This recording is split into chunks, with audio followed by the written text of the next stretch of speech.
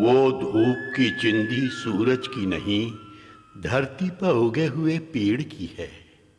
सूरज डूबता है, डूब जाए, धरती मुंह फेरती है, फेर ले। मैं धरती की धूप लिए सूरज का पीछा करूंगा। कहीं भी रहूं, यह नहीं छूटता कि मैं हिंदुस्तान के एक गांव का हूं। ऐसा गांव जो शहर से बहुत दूर है, जो नदी की दो धाराओं के बीच वाले क्षेत्र में पड़ता है, जहां बाढ़ आती है, जहां सूखा पड़ता है।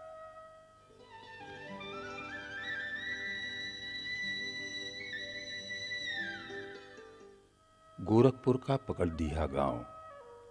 यहीं विद्यानिवास मिश्र का जन्म 14 जनवरी 1926 मकर संक्रांति के दिन हुआ। मेरे बड़े भाई पंडित विद्यानिवास मिश्र का जन्म इसी स्थान पर हुआ था। यह मकान जहां हम लोग बैठे हुए हैं, इसी मकान से पहले यहाँ पर एक खपरैल का मकान था, उसमें उनका जन्म 1926 में हुआ था। मकर संक्रांति का वो दिन था, जैसा कि लोगों ने बताया। मेरे पिता पंडित प्रसिद्ध नारायण मिश्र एक प्रतिष्ठित वकील थे। माँ इस गांव की लोकगीत की साम्राज्ञी मानी जाती थी। उनके पास लोक कथाओं, लोकगीतों का अद्भुत संग्रह था। गांव में यही सबसे बड़ा आदर था कि सभी लोग उनको अपनी माँ समझते थे और सबको उन्होंने अपने पुत्रवत स्नेह दिया। मेरा गांव घर निबंध में डॉक्टर विद्यानिवास मिश्र अपने बचपन का सजीव चित्रण करते हैं। यह नहीं छूटता कि गांव की अमराई में से होकर स्कूल जाना होता था और 1 घंटा वाला पीपल पड़ता था।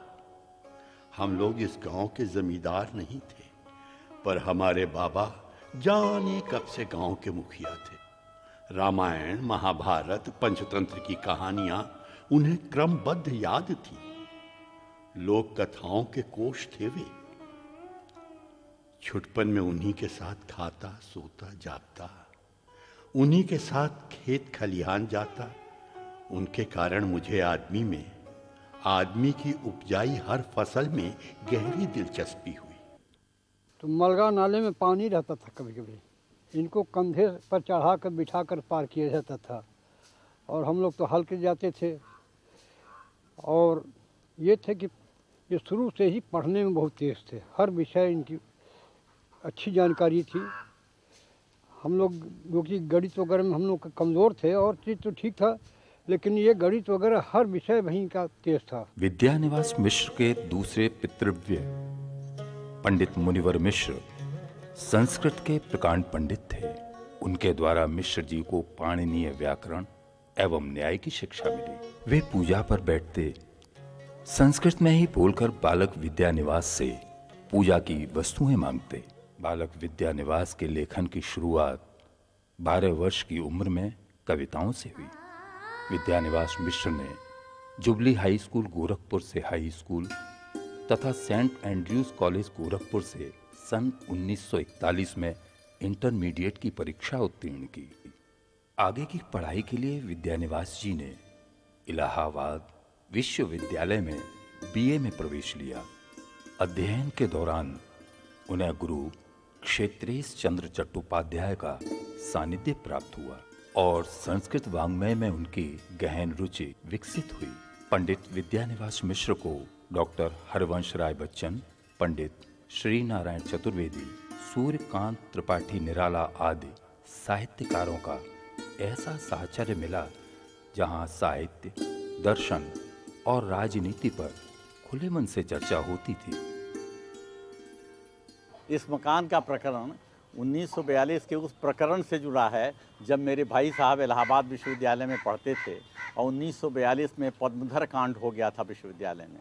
तो वहाँ के विद्यार्थियों को बहुत सारे, जिनको माना गया कि उसमें सम्मिलित होंगे, उनको जहाँ जहाँ रहते थे उनके मूल निवासों पर, ठिकाने पर छापामारी हुई। और इसी मकान में हम लोग तब रहते थे और भाई साहब उसी समय यहाँ आए हुए थे।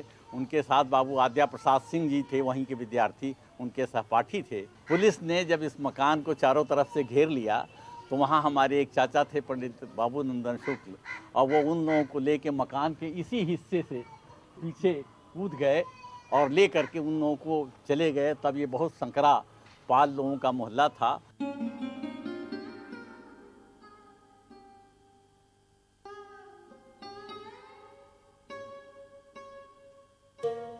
सन 1943 में बीए द्वितीय वर्ष पास करते ही विद्यानिवास मिश्र का विवाह चंपारण जिले के गांव के जमींदार की पुत्री राधिका देवी के साथ संपन्न हुआ। लोक जीवन में रची बसी राधिका देवी गांव और शहर की दूरी पाटती रहीं।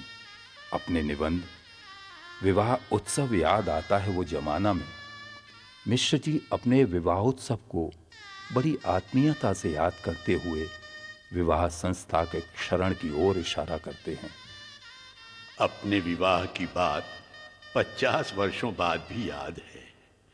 बारात का उल्लास, देर से तीसरे पहर दिन में, आधी रात बाद रात में सबके साथ भोजन, शहनाई की मधुर ध्वनि, समय समय पर शाम शाम कथक नृत्य, ये सब एक और वर वधू दोनों सबके वेद्य बने हुए। कोहबर में 2 दियों की बाती मिलाने को कहा गया। अब जलती हुई 2 बातियों को मिलाना आसान तो है नहीं। विवाह में हारना ही हारना है, और इस हारने में कितना सुख है। सन 1945 में इलाहाबाद विश्वविद्यालय से संस्कृत में एमए करने के पश्चात मिश्र जी हिंदी साहित्य सम्मेलन से प्रकाशित होने वाले अंग्रेजी हिंदी कोश के संपादन कार्य में राहुल सांस्कृत्यायन के सहयोगी बने। सन 1946 में राजकीय संस्कृत कॉलेज वाराणसी से मिश्र जी साहित्य शास्त्री भी हुए। सन 1948 में विद्यानिवास मिश्र की प्रथम नियुक्ति आकाशवाणी इलाहाबाद में संपादक के पद पर हुई।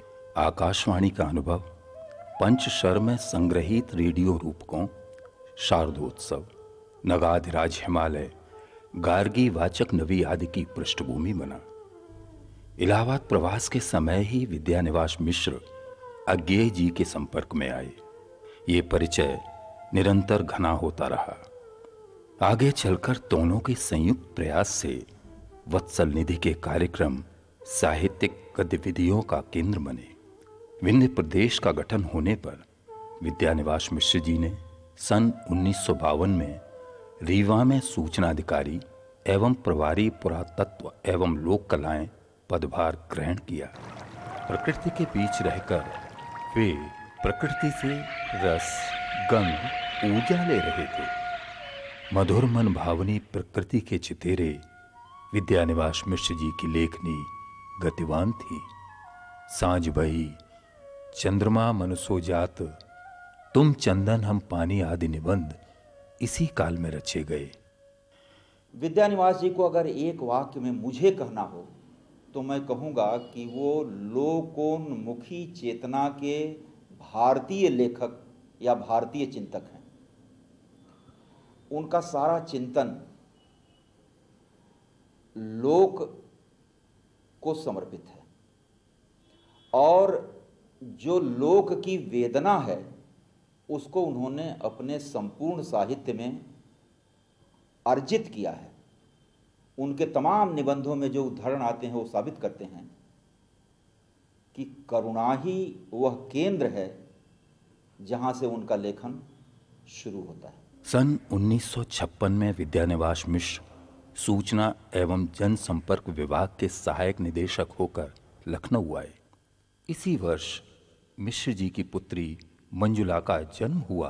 उनको शायद बहुत ज़्यादा पसंद थी काबुलीवाला फिल्म, उसमें मिनी थी, तो मुझे मिनी पुकारने लगे और पूरा घर ही मिनी पुकारता है। गोरखपुर विश्वविद्यालय की स्थापना सन 1957 में हुई। गोरखपुर विश्वविद्यालय में सहायक प्रोफेसर एवं उपाचार्य संस्कृत विभाग के पद पर पंडित विद्यानिवास मिश्र पुनः गोरखपुर पहुंचे। गोरखपुर में उनके द्वारा स्थापित जिज्ञासा संस्था की गंभीर गोष्ठियों में देश के प्रसिद्ध साहित्यकार भाग लेते रहे। सन 1960 में कैलिफोर्निया विश्वविद्यालय में अतिथि प्रोफेसर होकर मिश्र जी अमेरिका के वर्कले शहर में पहुंचे।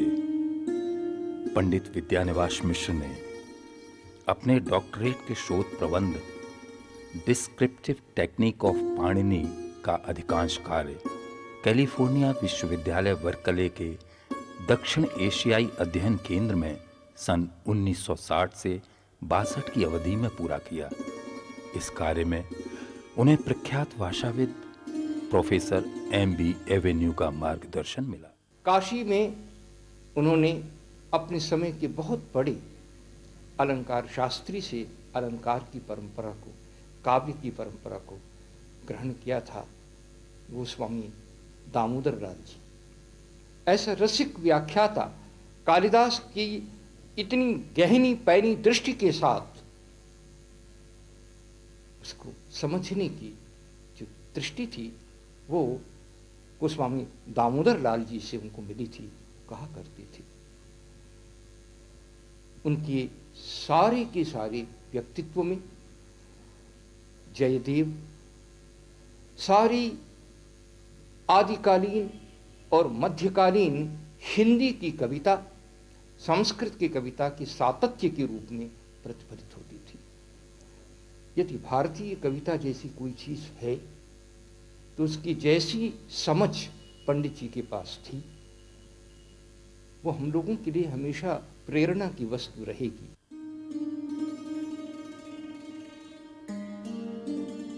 डॉक्टर विद्यानिवास मिश्र का अमेरिका प्रवास कई दृष्टियों से महत्वपूर्ण सिद्ध हुआ। मिश्र जी ने हिंदी की आधुनिक कविताओं का अंग्रेजी में काव्यानुवाद किया। यह पुस्तक modern Hindi poetry and anthology नाम से इंडियाना यूनिवर्सिटी प्रेस ब्लूमिंटन से सन 1965 में प्रकाशित हुई। इसकी भूमिका अज्ञेय जी ने लिखी। पंडित विद्यानिवास मिश्र मूलतः आलोचक नहीं हैं, लेकिन आलोचना में प्रवेश करते हैं, अपने निबंधों में प्रवेश करते हैं।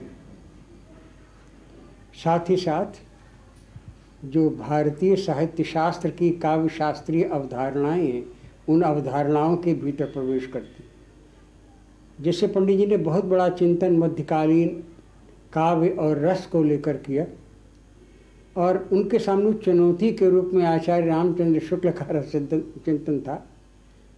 वो रस चिंतन मनोविज्ञान के परिप्रेक्ष्य में प्रस्तुत था, लेकिन पंडित जी के मन में था कि रस की एक अलग से लौकिक व्याख्या की जाए और भक्ति शास्त्र के साथ लगा हुआ ये जो भक्ति रस है इसे उज्ज्वल नीलमणि और भक्त रसात्मक सिंधु की परंपराओं से जोड़ा जाए। तो आलोचना का एक कार्य पंडित जी ने रस के संदर्भ में किया।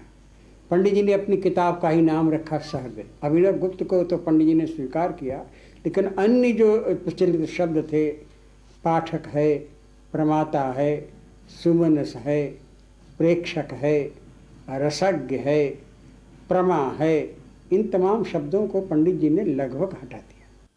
डॉक्टर विद्यानिवास मिश्र वॉशिंगटन विश्वविद्यालय में अतिथि प्रोफेसर के पद पर सन 1967 में पुनः अमेरिका पहुंचे। विद्यानिवास मिश्र नए सोपानों पर कदम रख रहे थे, लेकिन प्रकृति के बीच गांव घर में लौटने की बेचैनी बनी हुई थी।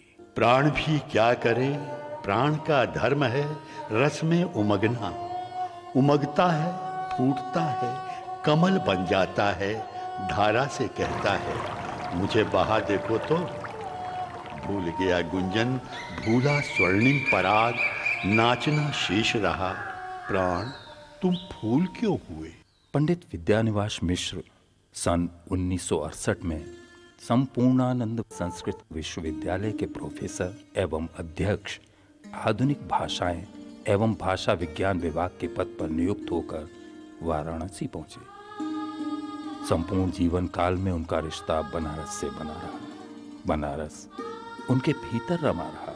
बनारस का अबीर आंखों से निकल जाए, पर बनारस का रंग मन में बसा हुआ है, वो कहां से छूटेगा। वही एक ऐसा शहर है जहां उस्ताद बिस्मिल्लाह खां काल भैरव की सीढ़ियों पर बैठकर शहनाई बजाते हैं और उन्हें लगता है कि वे आसमान के ऊपर सवार हैं। काशी में डॉक्टर विद्यानिवास मिश्र की चिंताओं के केंद्र में गंगा है। अनंत तीर्थों की लंबी श्रृंखला, तपोवनों की स्मृति, देश की सुषुम्ना नाड़ी, जीवनदायिनी गंगा की रक्षा के लिए वे गंगा किसकी लेख में जन आह्वान करते हैं।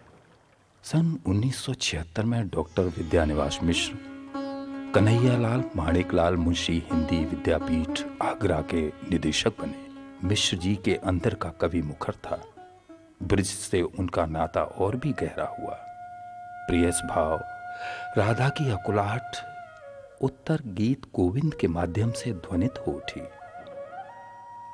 कान्हा, कान्हा, तुम नहीं सोचते, तुम नहीं सोचते, यह तुम, जो तुम हो जाना घटित हो जाता है, वह नहीं जाता, वह रिश्ता रहता है पुराने घाव की तरह। जाता है केवल तुम कहा जाना। जो पंडित जी ने मुझसे कहा कि उमा रसखान को पढ़ो, तो मैंने रसखान को पढ़ा और उसमें एक बहुत ही सुंदर कविता है कि होली को पूरा दर्शाया है रसखान ने कि मिली खेलत फाग बढ़ियो अनुराग, सुहाग सनी सुख की रमक है, कर कुमकुम लय कर कंज मुखी पिय के दृगलावन को झमके, रसखान गुलाल की धूंधर में ब्रिजबालन की दुतियों धमके। तो ये ऐसी रचनाएं जो मुझे वो बताते गए और मैं पढ़ती चली गई। इसी प्रकार से विद्यापति, अनुखन माधव, कुरु यदुनंदन जैसे उन्होंने मुझसे कहा, उसको मैंने बड़ी गहराई से पढ़ा।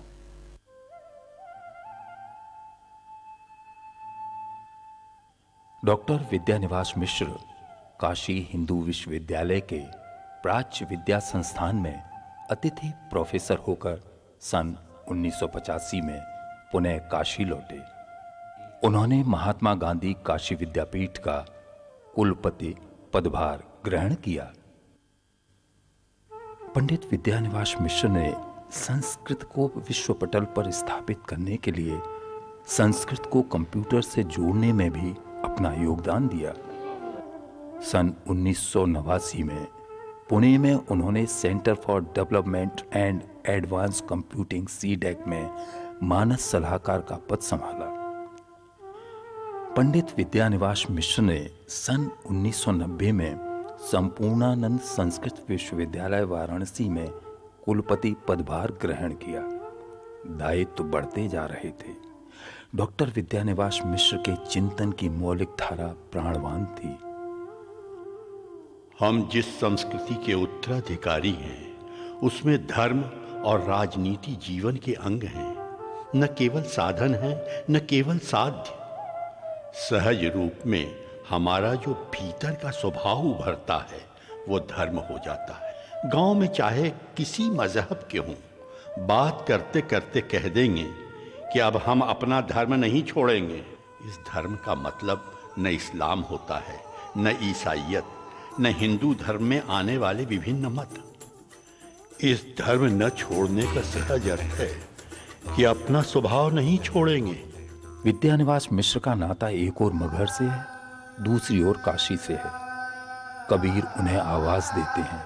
वे बार बार कबीर को समझते हैं, फिर लिखते हैं, मर जीवा कबीर।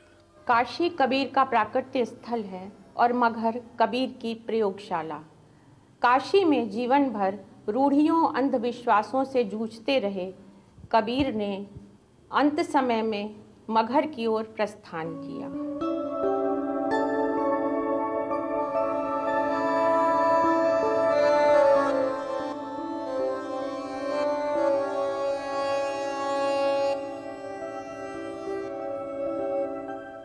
जो न्योछावर हो जाता है, वो मरकर जी जाता है, मरजीवा बन जाता है, फिर वो मरता नहीं। कबीर के इस अनुभव में विचित्र बौराहपन है, अवधूत भाव है। जीवन के प्रति गहरी तल्लीनता, प्रियस राग पंडित विद्यानिवास मिश्र को निरंतर संवाद की ओर मोड़ता रहा। सन 1992 में नवभारत टाइम्स के प्रधान संपादक होकर वे दिल्ली पहुंचे। यह कार्य उनके लिए चुनौती भरा था। इस दायित्व को उन्होंने बखूबी निभाया। विद्यानिवास मिश्र के संपादन में साहित्यिक पत्रिकाओं का प्रकाशन आरंभ हुआ। साहित्य अमृत, अभिरुचि, नांदी, विचार मीमांसा, संस्कृत की पत्रिका दार्शनिक कलाप का भी संपादन डॉक्टर विद्यानिवास मिश्र ने किया। साहित्य को पूर्णतः समर्पित डॉक्टर विद्यानिवास मिश्र के जीवन में सम्मान पुरस्कारों का सिलसिला जारी था। 1988 में पद्मश्री, भारतीय ज्ञानपीठ द्वारा मूर्ति देवी पुरस्कार, उत्तर प्रदेश का संस्कृत का सर्वोच्च सम्मान विश्व भारती पुरस्कार एवं हिंदी का भारत भारती सम्मान मिला। अनंत गोपाल शेवड़े स्मृति पुरस्कार, शंकर सम्मान, मंगला प्रसाद पारितोषिक आदि अनेक सम्मान उन्हें प्राप्त हुए। सन 1999 में डॉक्टर विद्यानिवास मिश्र पद्म भूषण से सम्मानित हुए। मैं समझता हूँ कि हिंदी में ऐसा कोई लेखक इस बीच नहीं दिखाई दिया जो संस्कृत का प्रकांड विद्वान हो, संस्कृत में गहरी पेट रखता हो और जिसने परंपरा का गहरा से गहरा अध्ययन और विश्लेषण किया हो और इधर नवीनतम कविता, नवीनतम साहित्य से परिचित हो, बल्कि नवीनतम साहित्य के प्रिय लोगों में से हो। सन 2001 में डॉक्टर विद्यानिवास मिश्र प्रसार भारती बोर्ड के सदस्य बने।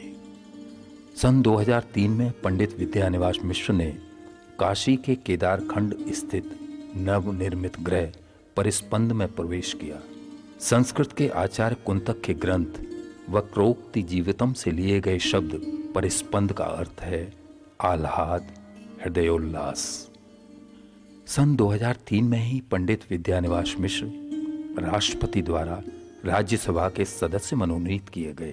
श्री विद्यानिवास मिश्रा जी, हमारी संस्कृति में वाचिक संस्कृति का बहुत बड़ा योगदान है।